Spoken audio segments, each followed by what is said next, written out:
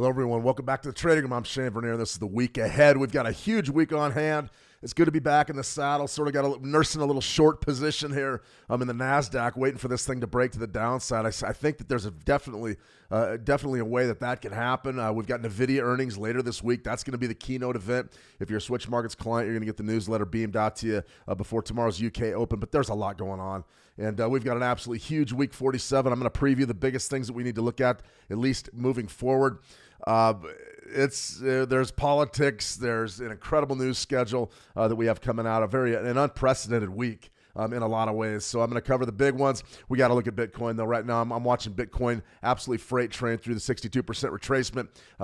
Interesting week to take a vacation last week. I was completely away. When I go away, I put it all down and I don't look at the markets or anything. But I'm back, and I started last night breaking this market down and what exactly we think can happen. And right now, we're starting to see bearish sentiment creep into stocks, and that's one of those things that.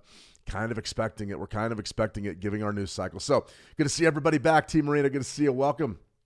Hi, Shane. I hope your weekend was fantastic. It was pretty good. It was a good week off, good weekend. I feel pretty good. Tina, good to see you. Tina, hi, Shane. Welcome back. It's great to be back, Tina. It's good to see everybody. A lot of folks here. Tuku, good to see you, Tuku. Andrea Garwal, pleasure. Andrea and Lita, good to see you as well. All right, let's start out with a little bit of price action here. See if I can remember how to do this, right? Well, after about 15 years and 10,000 of these things, 100,000 of these things. But I think that we've got a pretty good read, at least on this Bitcoin market. Now, we talked a lot about the 100,000 level.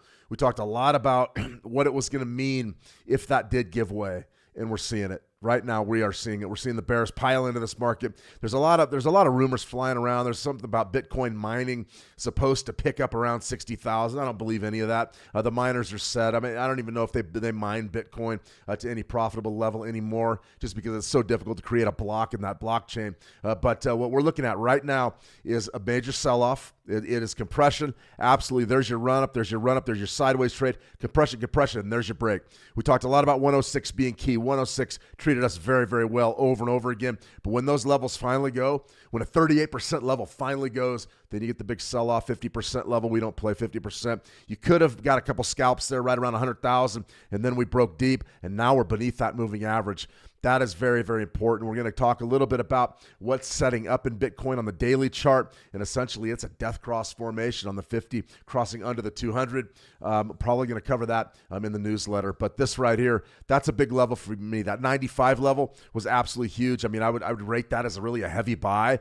It's not working right now. And here's the deal. If 94 goes, if 95 goes, Bitcoin's coming way off. And you're going to be looking at something like potentially 85, 78% retracement. This monthly wave is a pretty good one.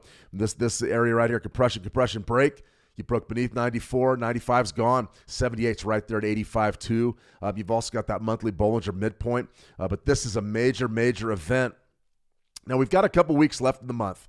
So I'm not ready just to say, okay, dump Bitcoin, get out right now, because if you do get a bounce and a close above 62%, that may be the intermediate term bottom. I am still very bullish Bitcoin, but this is clearly a short squeeze. They're squeezing out retail traders, and it is happening fast. So right here, this big break, if we come down here, definitely going to be a buy, probably a trade idea later this week, 85.250, maybe 85.5, maybe 87.50. Don't know just yet, but this is a major sell-off, and something really big's happening. Now, if you want to really take a look at what could potentially be developing here, when was the last time Bitcoin closed beneath my 13-month EMA? August of 2023. Closed beneath our zone, and then we got the bids, and that was really the beginning of the uptrend, and that was back down there right around 20,000. This is a big event, but don't get too carried away with this. Right now, the world's falling. Everybody's bailing out of Bitcoin, and that's all great. This is a bullish market. This thing can reverse very quickly. But I understand that if you were long and you're taking the heat, it's bad. I mean, it's getting really bad. So I wanted to start out with Bitcoin because I knew everybody was going to ask about Bitcoin. My personal views, love the pullbacks. I love pullbacks. This is why I wait for pullbacks. We may even pull up a yearly chart on Bitcoin a little bit later on and see if we've got a massive level we can look at, really like a 5-year level or at least a 3-year level. I think that could be the way to play this, especially if you're trading it on the cash market and you want to buy in and you want to get long with a little bit of meaning. might be a great opportunity to invest. We just got to wait and see how bad the damage gets. But for right now, the shorts are winning. That's a big time level. They're right around 95. Remember, if you guys are interested in trading any of this stuff, head on over to Switch. Right behind my picture, you can't really see it here. There's a little toolbar. You go ahead and give that a click and go down to our resources. Tremendous amount of trading tools. We got free trading tools. We've got all trading tools. There's all sorts of EAs there. Lot size calculator. Really anything you need to get up and rolling. Forex profit calculator, lot size, economic calendar, currency strength meter. We have been putting videos out on the Switch Markets YouTube channel. I'm confident you guys have been checking them out, but there's a few things that I've been going over, and a lot of these features are going to be what we're going to be building video content around, and we want to get you up and running with as many free tools as you could possibly have. So remember, and then if you sign up and you fund free Forex VPS, risk management EAs, and MetaTrader 5 platforms, it's all there for you if you're interested in becoming a Switch Markets client. If not, don't worry about it. All right, we've got a lot to go over here today. The first thing I want to start off with is we're going to go ahead and start off with what we've got as far as this week's lineup. Now, this is week 47. We're getting towards the end of the year. There's no question about it. I mean, we're almost done for 2027 or 2025. 2027 here. You're going to blink your eye, it's going to be 2027. But 2025 is winding down. We're getting into the holiday season, and the holidays typically are really slow, ugly times to be trading. They really are. You've got this week. This week's a big one. Next week's short. That's going to be Thanksgiving week here in the United States. And then after that, we're going to come back off of Thanksgiving. You're probably going to have 1, maybe 2 good weeks in December, and then that is a wrap. You'll see liquidity dry up. Most of the institutional folks are going to be going home, taking a vacation. That's what institutional traders do. That's what big money traders do. That's the goal of everybody here, is to get to that level where they go, well, we're just going to take December off. Well, most of us can't do that. But essentially, that's what we see in the markets. Very, very slow in December, definitely later in the year. So this is what we're looking at. This is a premium trading week. It really is. T-bill auctions today, not much happened. I'm going to go ahead and go over those for you real quick. Tuesday, nothing. Quiet, very, very quiet atmosphere. We're looking for some big fireworks, though, over on Capitol Hill for Tuesday that really could drive the markets. I'm going to cover those in a minute. Wednesday, UK CPI, EU CPI, FOMC minutes. That's big for Wednesday. FOMC minutes, we're going to go ahead and preview that. We might trade that one live. I'm not necessarily certain, but we definitely are going to go over exactly what to expect for that, and that's going to be on our Wednesday. So be sure to check our calendar. I put that out a while back before the government reopened, so we're going to go ahead and probably adjust our stream schedule a bit for the rest of the week. So that's available in the How to Trade trading room. Go ahead and check it out. All right, Thursday, non-farm payrolls. We're going to have NFP. We're going to have NFP, believe it or not. It's going to be Thursday morning. The BLS sent out, the Bureau of Labor Statistics here in the United States, sent out a release that said we're going to get September's jobs numbers, and we're going to get them Thursday morning. Why? I have no idea. I have no idea why they're picking Thursday. It doesn't make any sense. They ought to just do it Friday, but they don't want to do it Friday. So that tells us what? Well, remember, somebody's already seen those numbers. They know what if it's really strong or weak. They don't want to release it on a Friday, maybe, because it could cause a market panic. Why would you release it Thursday? You see, these things make no sense. That makes no sense to me. But we're going to be watching it anyway, so we're going to have non-farm payrolls, NFP live for you on Thursday. Friday, S&P Global PMI, Consumer Sentiment. That could be a nice little session, the rebound off of the NFP release. Then you're also going to have Consumer Sentiment. A lot of people are going to be watching that. So you're definitely going to want to check that out. As far as today goes, nothing really. U.S. T-bill auctions, you see right there our yields. Our yields are up a little bit. Our 6-month T-bill yields are up a little bit. And those yields suggest that maybe we're not going to get the rate cut that we thought we were going to get. Is that big? Yeah, it's a pretty big deal. If we don't get that December rate cut, that's going to really send shockwaves through these markets, and that's one of those things that we know the administration does not want to see. Okay, here's sort of the proof of our scheduling for NFP. This is the Bureau of Labor Statistics, the BLS.gov website. The revised news release dates following the 2025 lapse in appropriations. What do you have there? You've got real earnings. Honestly, I don't really know what real earnings is. You don't hold it against me. I don't know what it is. I guess it's coming out Friday. Okay, whatever that means. But what this is the biggest thing right here. Thursday, November 20th, 8:30 a.m. Eastern. So I'm going to have an NFP live for you on Thursday. Be bright and early, but it's my pleasure. We're going to get up and do a little bit of trading on a number that is from September. Do these numbers even really matter? No, but they're going to paint a picture, a real interesting one, and that could definitely impact. That's going to impact everything from stocks to commodities to bonds to everything. So definitely. Now, one thing I didn't cover here on this on our schedule was we've got a big earnings report, and it's from NVIDIA. NVIDIA is a big earnings report, so I believe that comes out Thursday the 20th. NVIDIA is dropping, and that's going to be a real big report. So if you're interested in trading NVIDIA stocks, I mean, to me, it's very simple. You're going to be looking at your yearly range, April's lows, right up there to October's highs, and also, the highs that we saw earlier this month, and then a big reversal. So what do you really have for a range? You got about 85, 85.50, something like that. You got it, is it the best range in the world? It's a yearly range. I mean, it's 85 to 200. So yeah, I mean, those are pretty big earnings, I would say. A lot of people are scared of NVIDIA right now. Why? NVIDIA is positioned perfectly in the tech space. They believe that AI competition is going to really cut in to NVIDIA's market share, and I don't see that happening at all. They're one of the megas, one of the monoliths, one of the monopoly people. And when you look at NVIDIA, all I see is an upside, and I think most people agree with me. So I love this correction. It's not unlike the correction that we're seeing in Bitcoin, really. So a little bit of questions surrounding big tech. I'm not too worried about it just yet. But this pullback, potentially, you're trading 186. So if you get a bad earnings report, you got a shot. You got a shot maybe to snap up some 165s. Pretty much not all analysts, but most analysts are looking at that 300 level. They see 300 as being a big deal. I don't necessarily know if that's the case, if that's a viable upside target. But what I do know is when you start putting on pressure on what we call a blue chip in the tech and the AI space, I mean, yeah, NVIDIA's upside is very, very good. The only thing that could slow down NVIDIA probably is tariffs or a lack of rare earth minerals. That could definitely be something like that, and I think that you're going to want to be watching that release. And let's go ahead and just take an earnings projection here.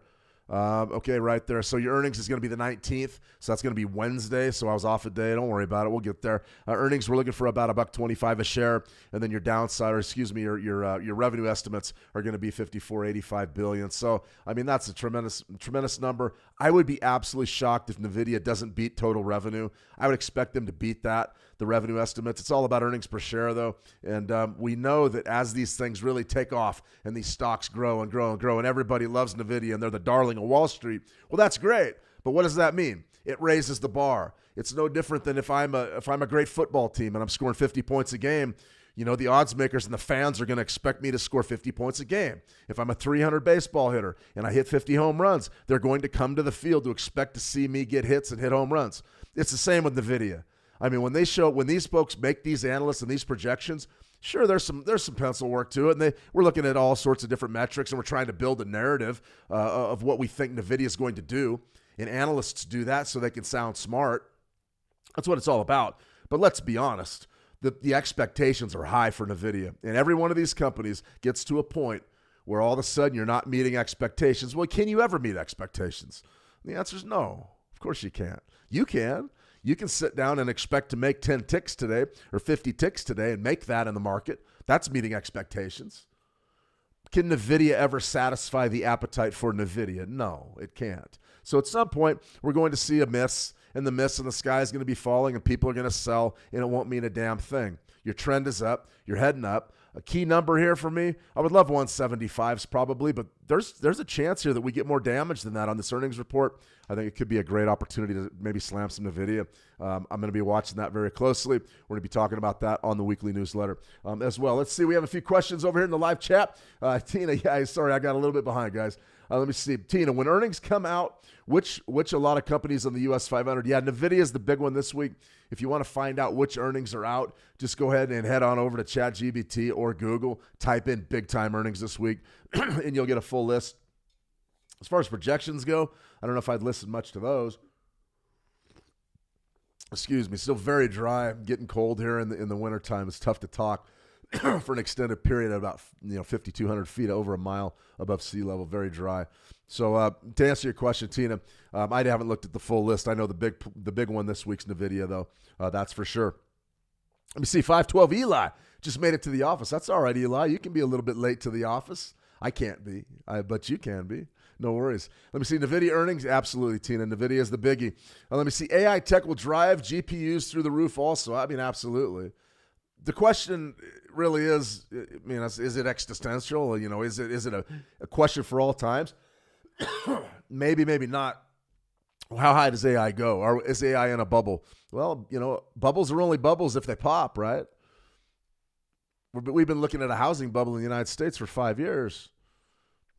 Is it going to pop? Nobody knows. Everybody always says something's a bubble after it's popped. A lot of folks saying, oh, we're in a bubble. Yeah, they say that about everything that's up. Is AI a bubble? Of course, but it's also brand new. So there's no telling where the valuations go. That's for sure. I agree with you 100%. Let me see Lebo. Good to see you, Lebo. I would like to know, what is tick scalping? Tick scalping is taking small ticks repeatedly. We can actually, maybe we'll design a tick scalp here. There's a few that I'm looking at, especially in the futures markets. We'll go ahead and take a peek at those here in just a second. Yeah, Tina, it's a big list, so just be ready. Understand that when those earnings come out, it can shake up everything. It can shake your indices up. Right now, big tech is definitely going to lean on NVIDIA. The NASDAQ's off. It's starting to lose some real market share today. You're going to have to understand when it comes to a titan like NVIDIA, if they have a bad earnings report, yes, it could hurt the NASDAQ. Definitely. Please go through the S&P 500, Shane. I have a short trade. How low could it go, please? Yeah, I'm going to go ahead and cover the S&P 500. We've also got an Aussie CAD trade that we want to look at, and also a couple big key events. Oh, Euro USD trade also that has already developed. I was sad when I saw it today on the dailies because we had a beautiful daily 38%. I'm going to go over that in just a second as well. But ask and ye shall receive. I'll go ahead and hit the US 500 right now. More than happy to do just that. So here's our NVIDIA chart. Let's go ahead and grab our US 500. Now, the question is how low does it go? Well, the way that I like to do things is multi-time frame analysis, and I like starting at the top. So a monthly, the biggest thing I would do right here is I'd say, okay, draw Fibonacci. Our yearly range is beautiful, still incredibly bullish. Okay, that means next to nothing to us. But let's take this right down to, say, a daily. So what's happening on the daily? Okay, we're starting to get a little bit of negative action here on the daily. Does that mean anything at all? To me, not really. You've got a doji that came across the board Friday, so you're starting to trade down. Do you break out? Maybe. Looks to me like some compression in there.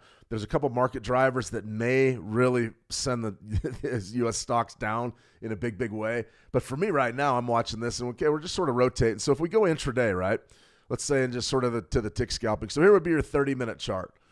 So what are you looking at on your 30? Well, you're sort of you're close to those session lows that developed about an hour and a half after the U.S. Open. So that would be the first thing that I would look at here, Tina. So if you're holding shorts, you're not wrong. I'm looking at I'm in a contest, a trading contest, first I've been in a while, but I'm holding short NASDAQs today because we have a 920 crossover on the daily. But this right here, this is an interesting spike low 66.93. Interesting. I would definitely have that on my radar. That is the session low, and you really wonder how far we extend. So the only way to really figure that out is to step back and say, okay, I've got to find something down there that is potentially downside support. The weekly chart is probably my favorite of all of them. I like dailies, but weeklies are really difficult to argue with. They give us so much information about a five day stint of trading. Tells us so much. It is really an involved story. Something like this, though, you've got sort of compression inside of the first week in November, then the second week sort of trades in a real tight zone. And now the question is this: are we going to break out? Well, as far as the way that I would approach the market would be just like this. I would be looking at a Fibonacci right from that low to this high. I would want to see where potential support zones are. Right there, 62%, right around 66.60. Okay, you're trading right at 50%, means very, very little to me, 67.10. This right here, though, if I'm marking my charts, if you're looking at last week's low, absolutely huge, 66.48. 62% right there at 66.660. That's a potential downside target. And then also you've got your weekly 13-week EMA, which is down there at 66.36. So there's definitely room here. There's definitely room to catch this break south. The real question is, how does it develop? Interesting. There's a doji, and then you get another doji right in that same zone. So the fact that we're testing the waters beneath that 67.50 area makes me feel pretty good about it. What I would look to do here is sort of refer to a different strategy. I'd say, okay, I've already got my potential downside targets. I'd say 66.60-ish, which is way down the queue, especially if you've got an intraday trade going. There's potentially a lot of money at stake there. Let's go ahead and let's go to this coded 920, and I want to go ahead and throw this US 500 on it, and let's go ahead and take a look at the daily. Okay, what do you have? Well, you have a potential cross under developing. That's interesting. That's interesting to me. So if you're looking at that on the daily, it's very similar to what I was looking at with the NASDAQ. So right there, you're definitely looking to be bearish on today's close. There's a potential that you're probably going to get that sell signal. It's the first sell signal we've got in quite some time on the daily. Let's not get it twisted. So is this the beginning of maybe a major sell-off here in the US 500? I don't necessarily know that to be the case, but it doesn't look good. There's definitely some negative sentiment coming off those all-time highs. So this is sort of what I was looking at earlier. I guess this would be the, what was I looking at? The NQ, NASDAQ. That's what we were looking at there. And right here, I mean, this sell limit, that doesn't matter. This right here is the trade, though. So we're holding shorts right here on the daily. Why? Because that was the cross under. You can see right there. It's a perfect doji, but the NASDAQ crossed under, and this is a continuation of the E-mini NASDAQ. So something like this, we got the sell, beautiful sell up here, and now you can see that we're deep into the profit right now, about $4,300. I would love to see this market absolutely just explode to the downside. I don't necessarily know that we get it, but it's definitely been a good day trade so far. I mean, place that right after the open today based on this cross under. So I'm watching the NASDAQ closely. I don't know that I would marry this trade or really get, oh, yeah, it's going to be the big bang or the 25 or 30,000, but it's definitely a nice little trade, you know. Does the market break out and run this week? I can build a case that it's going to go extremely negative, but I could also build a case that it goes positive. And at least for the NASDAQ and the US 500, a lot of that's going to depend on earnings. That's for sure. So I hope that helps. I hope that helps, Tina. That's definitely how I see the US 500 to the downside. Let's go ahead with a trade update here. The Aussie CAD. This is one that I put out. This is a level that you can watch for later this week. Very basic trade. The reason why we put it out is that Canada brought out their CPI data this morning. Didn't really do much to the loonie across the majors, but it did suggest that inflation's sort of coming in line with expectations. So the CAD's definitely going to be one to watch as we roll on later this week. This is interesting to me.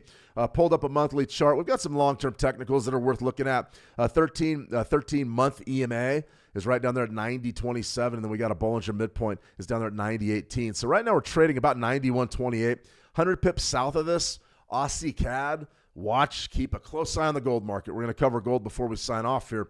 Keep a close eye on the gold market this week, sort of flattening out, getting good consolidation right around 4,000, which I love. It suggests that we may be in for a break, either a bullish or a bearish break. Interesting stuff. For me right now, though, I'm looking at potentially a bid down there. So if you got today's trade idea, it was out in the How to Trade trading room. Go ahead and check that out. I also put it out on X. It's ShaneV_trader, and it's also on LinkedIn. I had How to Trade on LinkedIn. So you can go ahead and check us out at any of those venues. But a pretty good trade. I really like this one. I think we have a chance to make a few bucks on a nice bounce. Okay, let's go ahead and get out to our MT5 platform. This is our Switch Markets MT5. What we have developing, or actually it already developed, and it's very frustrating. Sometimes I feel like we should just turn these live streams on and stream like 5 hours a day, and I'll just sit here and trade and call levels because, you know, it seems like these levels that we point them out, we try to be forward thinking, and that really is the goal of these live streams, is to answer your questions and give you as much support as I possibly can. And then on the other hand, it's like, okay, but we're always late. You can never really be on time with these trades, especially if you're not going all the time on a live stream. So when I look at this 38% level, a daily 38% level on the Euro USD, it was an absolute banger trade. And you can see it developed nice little uptrend that developed from a little bit earlier this month, from about the 5th of November. Nice rally, and then there's your pullback. Your pullback zone was absolutely beautiful. We'll pull it up on TradingView here in a minute so you can see it a little bit better. But when you're talking about, 115, 84, 115, or 116 flat, I mean, that was an absolute great trade. Let's go ahead and pull it up. You can see sometimes great. And we got our monthly levels down there, and we understand all that. But the daily is really what fascinated me because it was a fantastic scalp for a lot of reasons. So when we're talking about tick scalping, this probably would have been a tick scalp for me, something like this. So you got a swing low there. You got a swing high there. Perfect. A couple of things that are going. I know Andrea has pointed it out in the past. Really a fan of the 13-period EMA with the 38% level. To me, that's about as strong as trades get, especially for a Forex pair. The only way it would be stronger is if you had like a daily and a weekly that lined up perfect. And this we'll look at the weekly in a minute, or a monthly, a weekly, and a daily, and everything lined up just perfect. That suggests perfect market structure, not in the sense of an ICT trader, but in the sense of a fractal geometric perspective. That's way too big of a word for a Monday. Fractal geometry, the idea is that a big wave is made up of a bunch of little waves that look like the big wave. Well, it's not always the case, but boy, when it lines up, it is like cracking a safe. It really is a beautiful thing. So right there, I'm looking at 38%. I'm going, okay, 115.84. That's beautiful. What else do I have there? I've got my 13-day EMA, 115.86. That's fantastic. So you've got converging indicators right there, and let's see exactly how our trades fared. Perfect. For a Forex trade, I just don't think it gets any better than that. There's your spike low. There's your downside. Your low is what, 115.82, and a beautiful rally. What, 90 minutes later up to 116.02. So what is that? About 20 ticks off of our level, about 15 ticks, something like that. So the real question now is, okay, what do you want to do? Really, what do you want to do? Do you want to just take the scalp, which would have been good for 15 pips or so? This would have been a premium tick scalping area. We had a question about tick scalping. This is what it would have been. Let me go ahead and just get my circle going and just mark exactly when we hit. But this bounce, even though it's not a lot, it's enough. Remember, you don't have to be right. You don't have to know what's going to happen in the market. Like that short NASDAQ position. It looks great, doesn't it? I mean, you sit there and you're looking at it going, oh, patting on the back, going, oh, I read it perfect. Here's the thing, though. I don't know what's going to happen later today.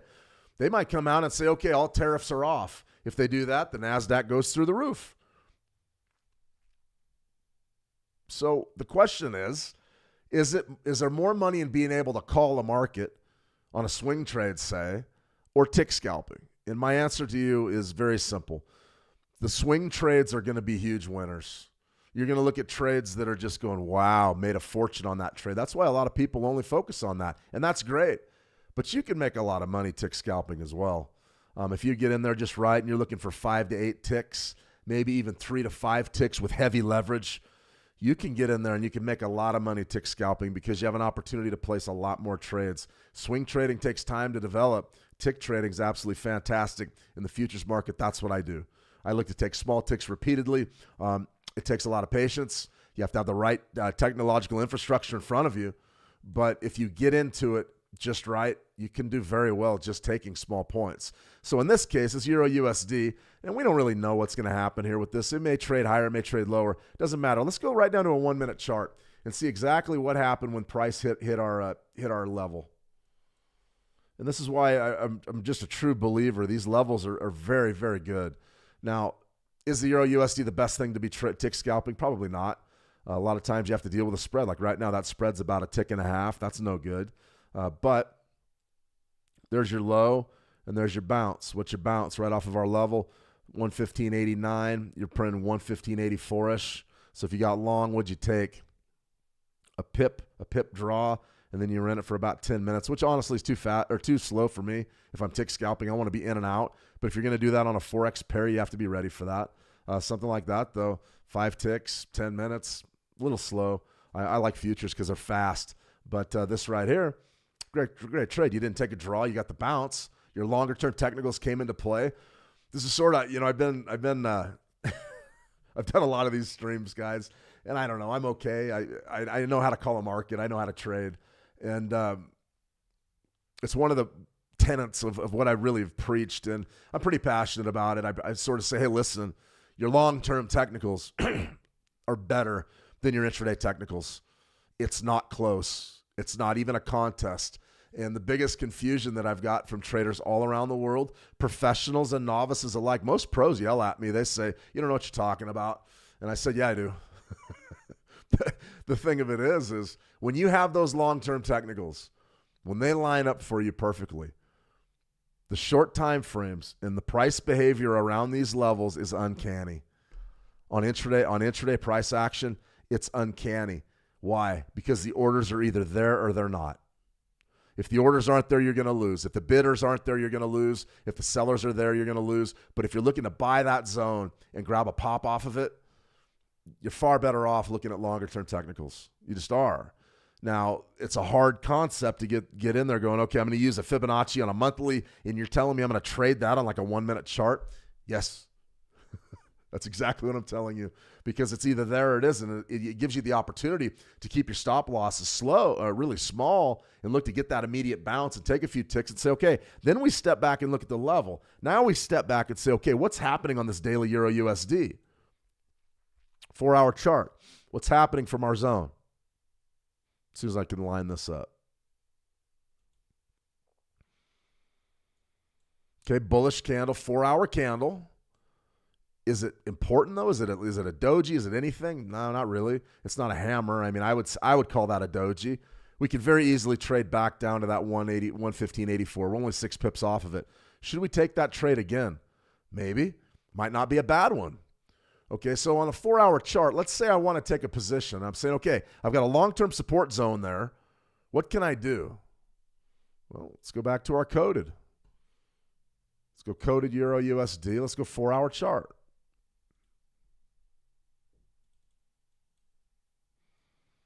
Got a sell signal setting up. What does that mean? It's not necessarily good, is it? It means that our level may or may not function. If I saw this on the 920, this sell, and listen, we've still got 3.5 hours, but if this was to set up, and I'm looking at my level going, I don't know. Probably would scare me off of holding a long position.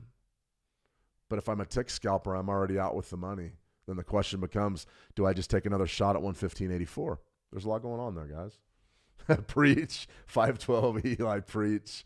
Nah, I don't like preaching. There's too many people out there preaching with strong opinions. That's for sure.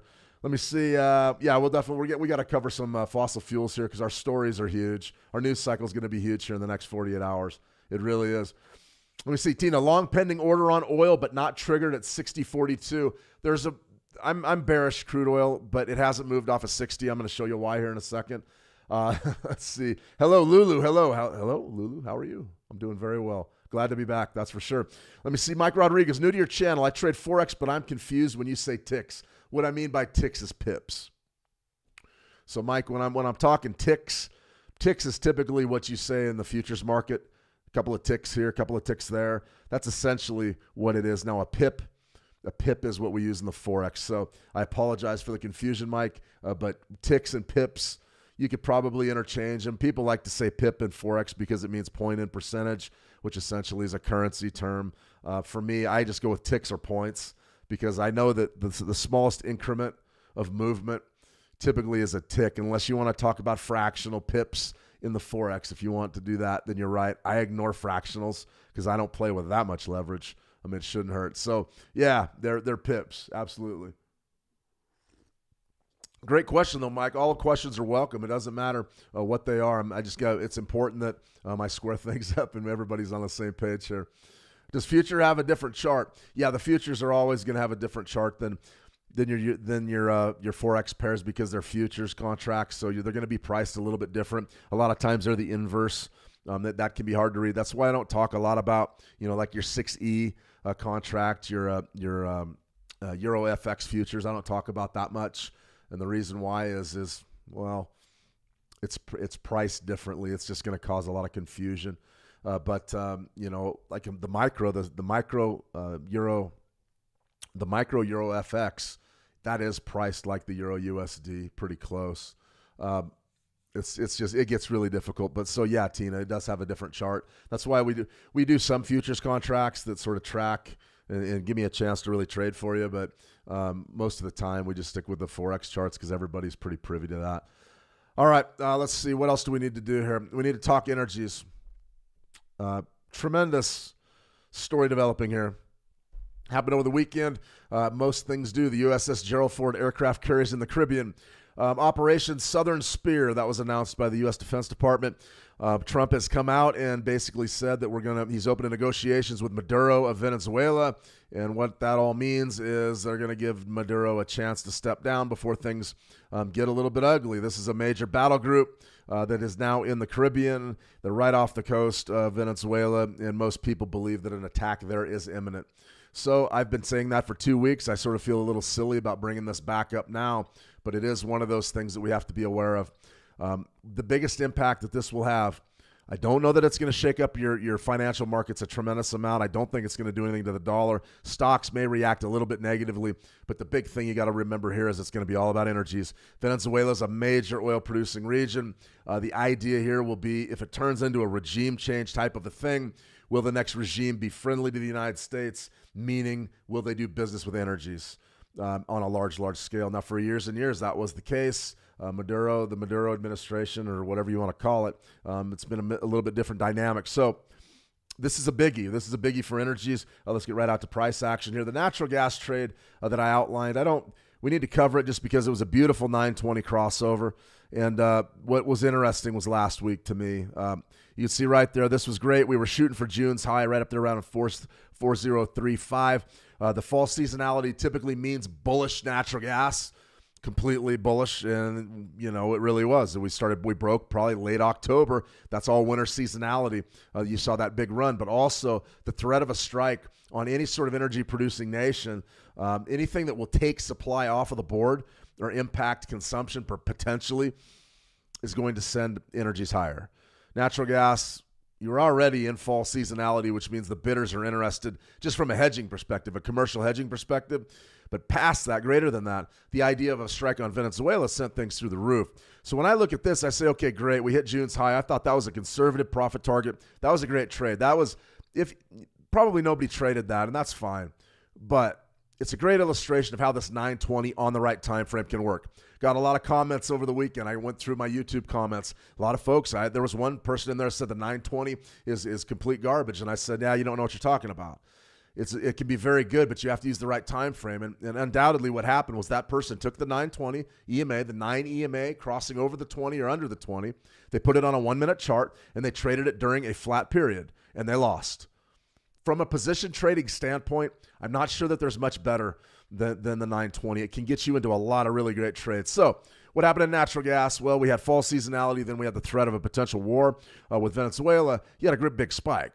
So when we step back to this, though, the level that I pointed out, and feel free to go back to any of the old live streams. We've got them all cataloged. They're either on the YouTube Switch Markets channel or they are in the How to Trade trading room.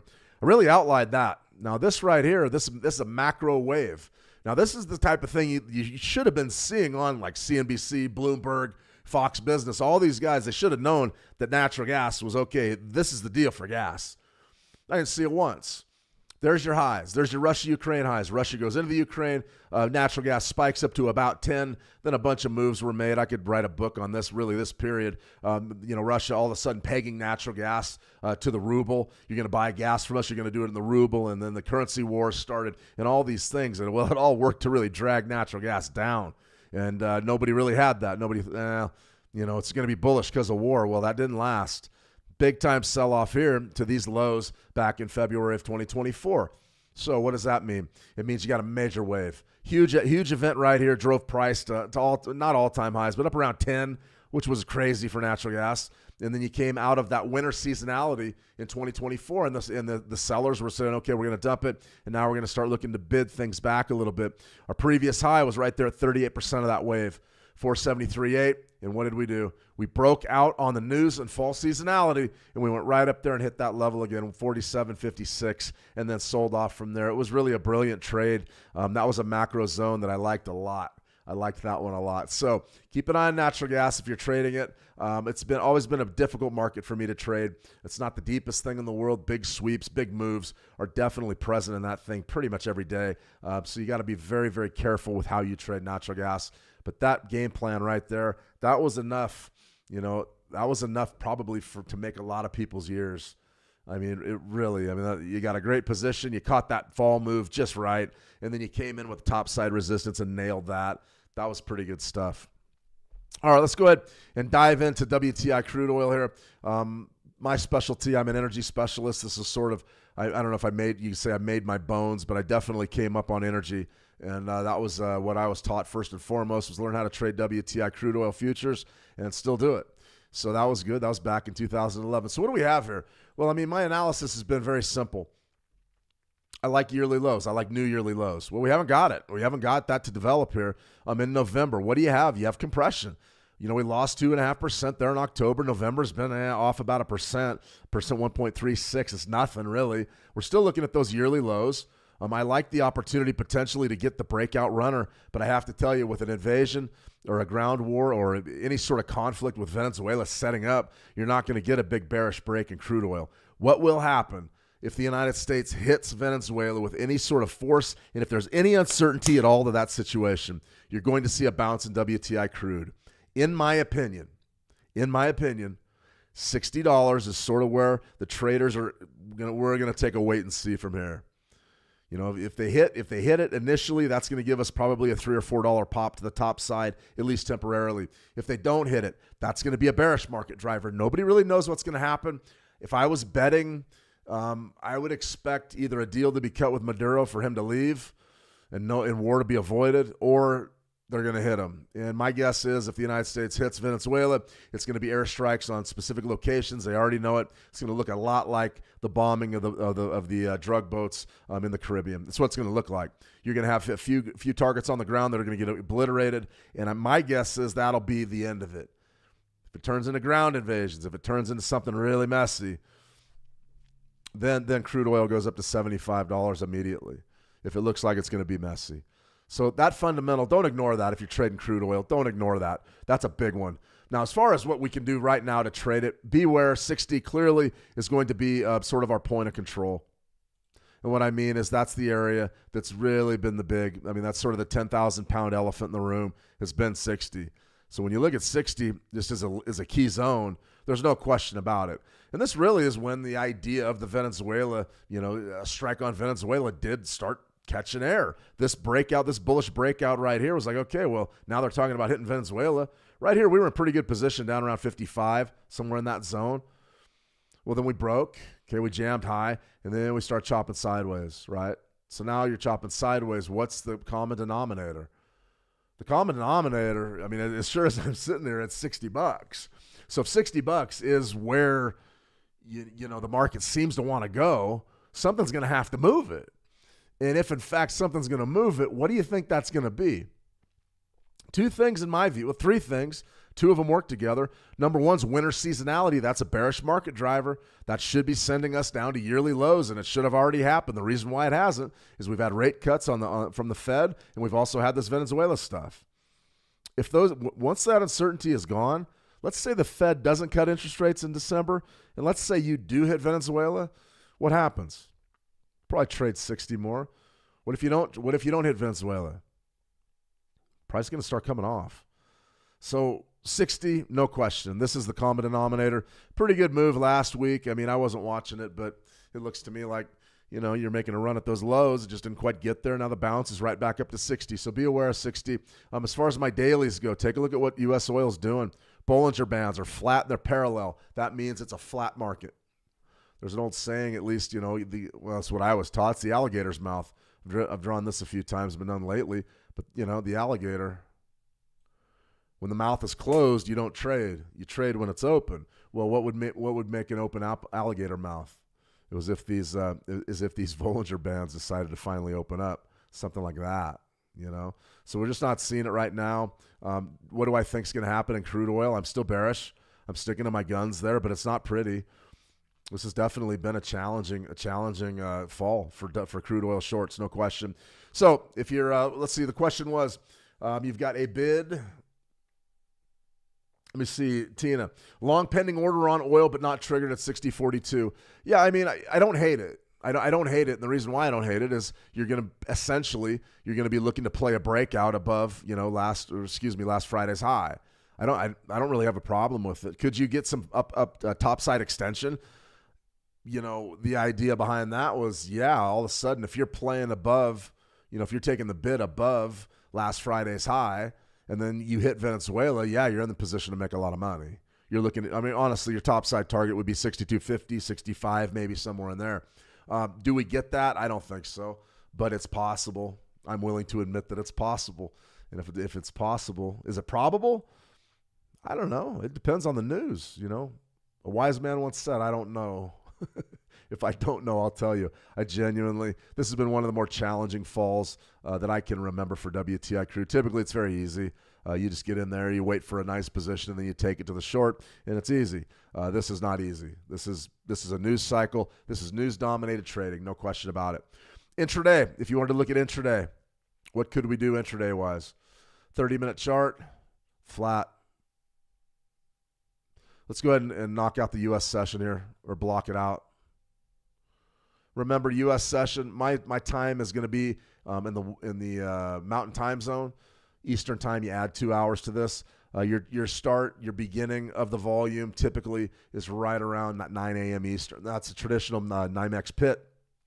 Open for WTI crude, and for some reason we're on the screen, but it's still there. So when we look at something like that, I'd say, okay, what's going on? We're flat. We're flat right around 60.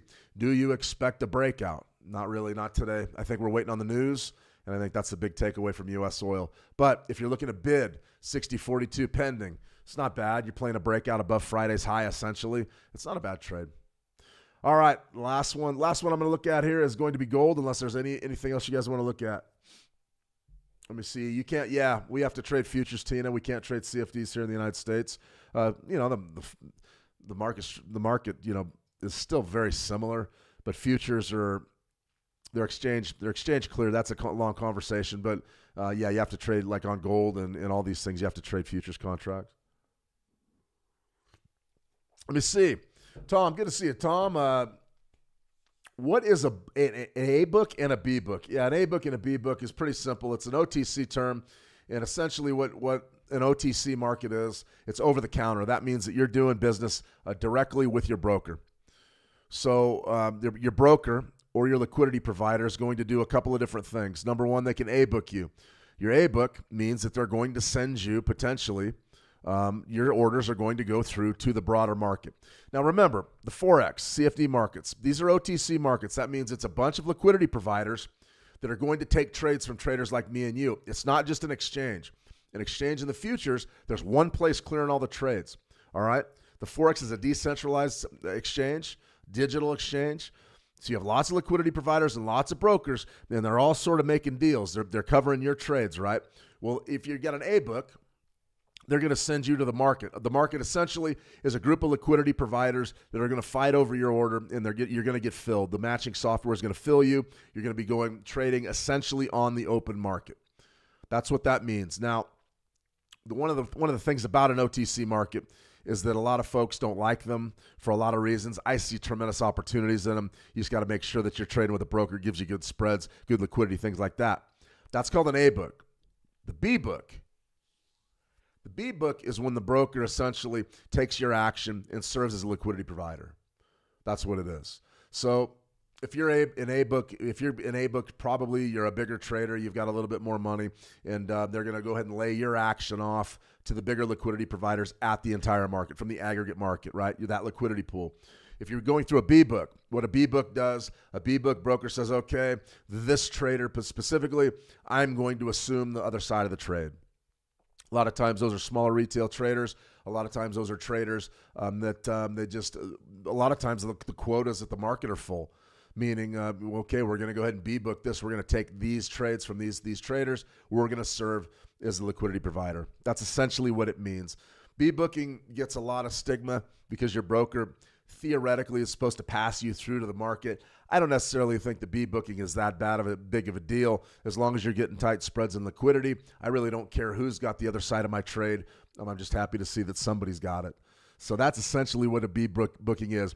T Marina, B-booking, your broker trades against you. Essentially, yes. I mean, they are the other side of your trade. Yep. And the beauty of it, if you're an accomplished trader, if you hang around a little bit, and it really is similar to sports gambling in a lot of ways. I don't want to say that it's gambling because it's not, but if you're an accomplished sports gambler, after a while the casinos or the bookies won't take your bets anymore because they know you're going to win or something.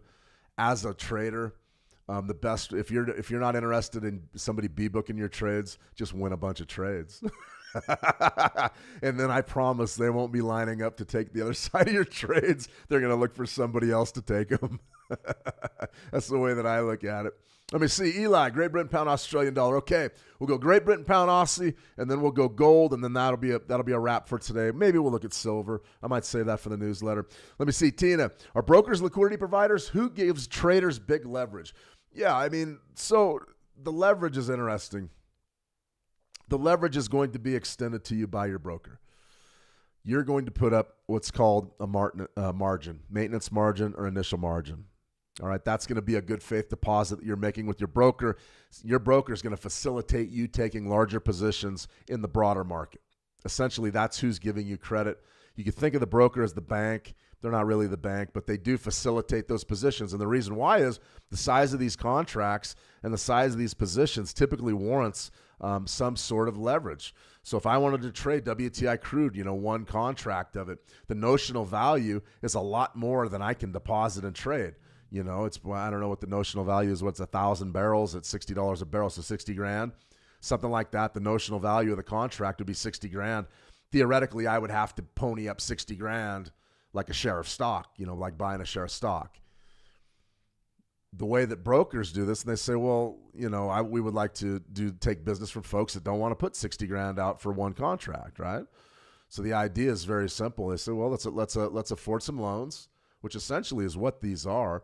It's a good faith. You're making a good faith deposit with your margin money. All right. So if I want to trade that same one barrel of crude on the futures market, right, I come up with my intraday margin, which is, what is it, 1,000 or 1,500? Depends on your broker.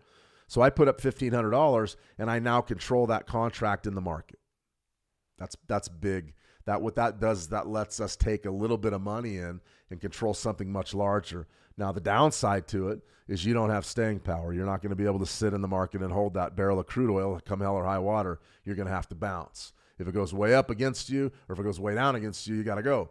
Now, your broker understands that as well. That's why the margins are always moving. Typically, volatile periods, your margins get big.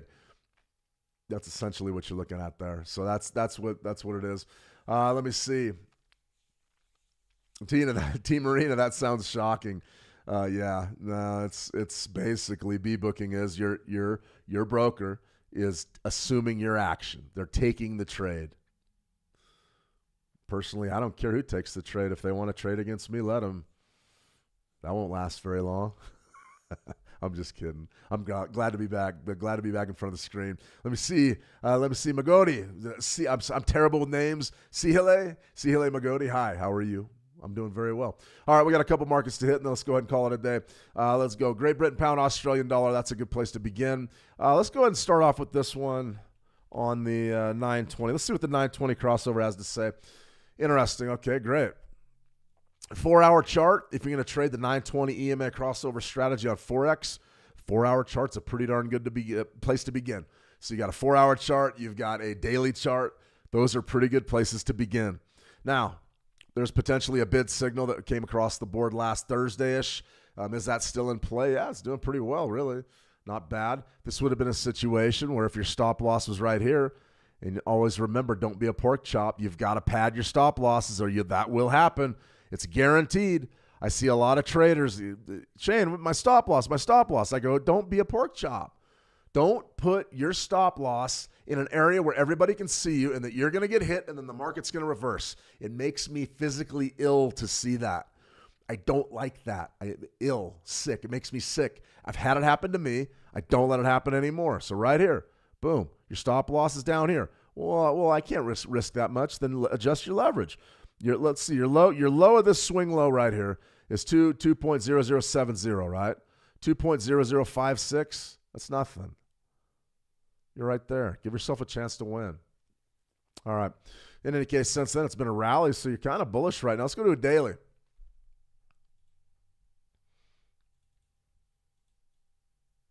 Interesting. So you got a daily sell back here on the 27th of October. Sort of been a little bit bearish. Interesting. That too. Why do you think that level right there has been important? Look at the daily. Wow. Look at all that.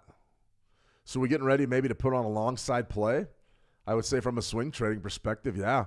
You've got that 9 potentially crossing over that 20 in the coming days. I would be watching that closely. If that does develop, that could be a signal potentially to send it long. As far as, what could we be looking at Fibonacci-wise? Well, your breakout's sort of already on here on the daily. Let's go back to that 4-hour.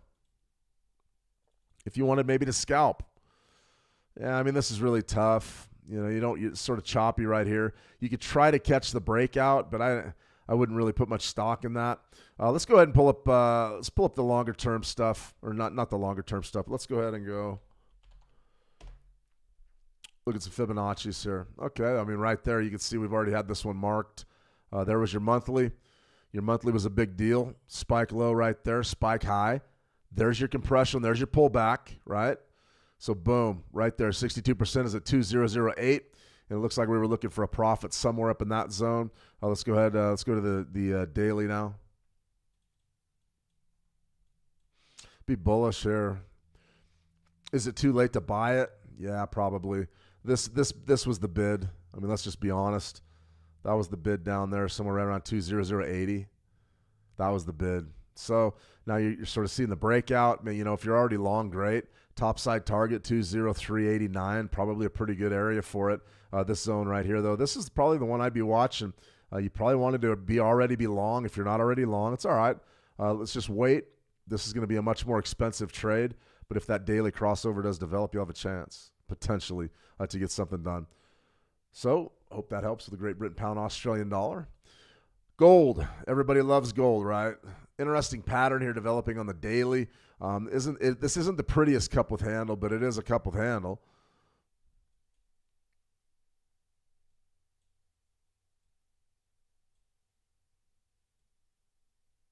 Like I said, I don't draw very well. Is that a cup? You betcha. Now it's developing. Well, nothing just yet.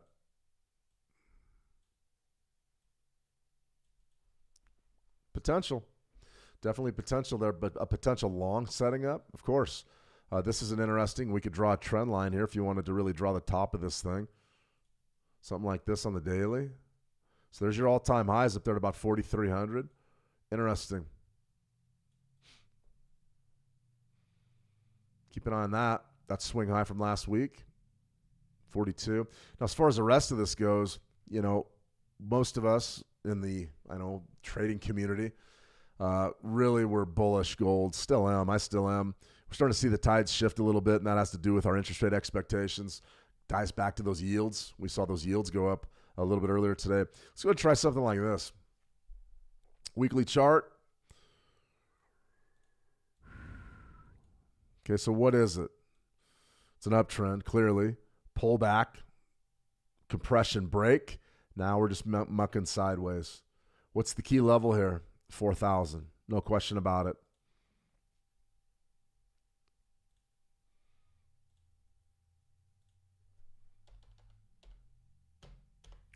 Definitely have that marked.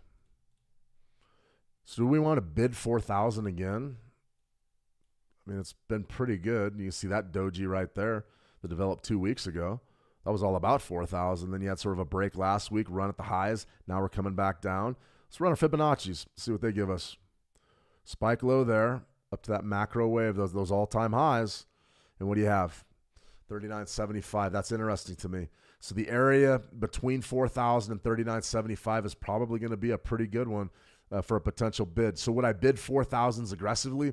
Maybe if I was a tick scalper, just looking for a small gain, maybe just a bump off that level. But right down there, 39.75, something like that, you may have an opportunity potentially to get a little bit of a scalp later this week. I think that could be a pretty good one. 39.77.50-ish. It's about $100 down the cube, but we could get there easily in this environment. So that's what I see basically for gold. Let's go through the gold on the 920 because we really are still looking for any reason to buy gold, believe it or not. So right there, okay, there's your bid. This one developed last week, had a sell develop there. What's happened to this chart?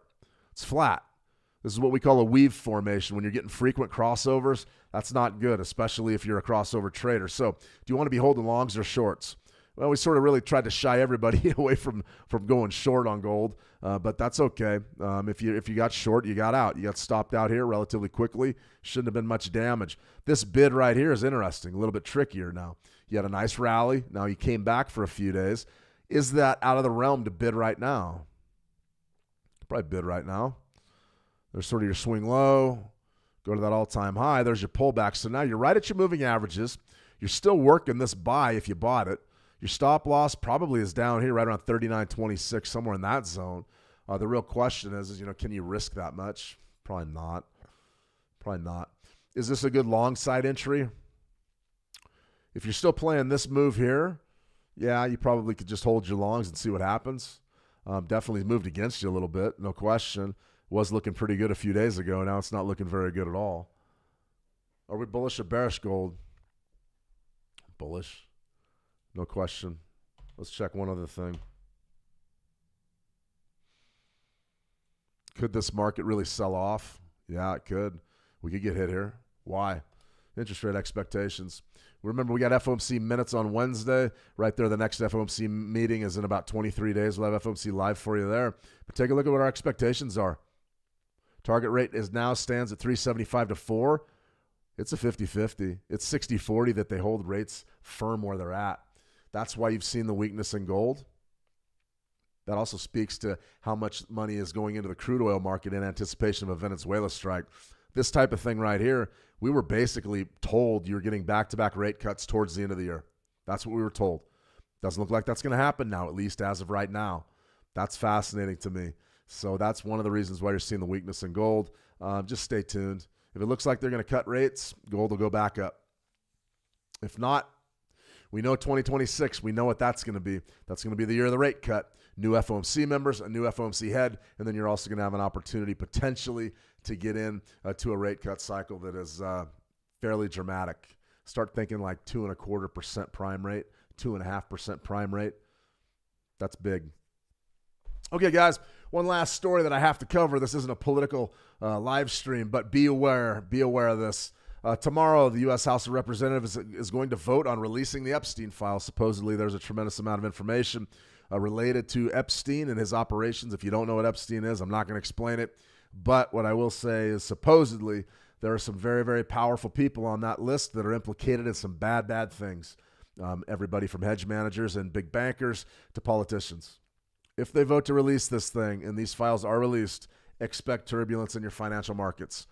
Hedge fund managers, banks, mega bankers, politicians, nobody's going to want to be affiliated with these folks. And so if some big names come out, maybe people that are managing funds, maybe they're big in the tech space, or maybe they're company CEOs or whatever, be ready, because if positions start getting liquidated, it could definitely bring some turbulence to the financial markets. Then again, it could be a nothing burger. We don't know.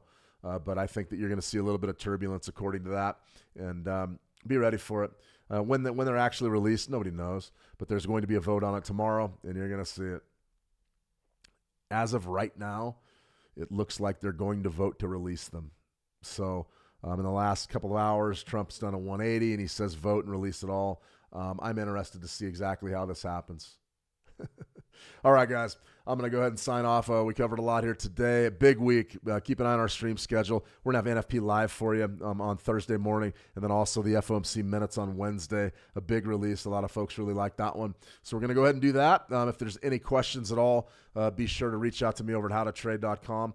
And remember, if you need a broker, head on over to Switch Markets and get in on the action. Once again, you've got probably 3 good weeks left in this year. It's already week 47. So when we get to week 50-ish, probably not going to be the best trading. All right, I've gone for long enough. I'm going to go ahead and sign off for right now. You guys have a fantastic trading session. Keep an eye on that news cycle. Venezuela and the Epstein files are going to dominate the next 48 hours. We're watching also anything out of the Fed, and our markets are interesting right now. You sort of, sometimes a plan comes together, right? Every now and then a plan comes together, but let's just go ahead and take a look at this one more time.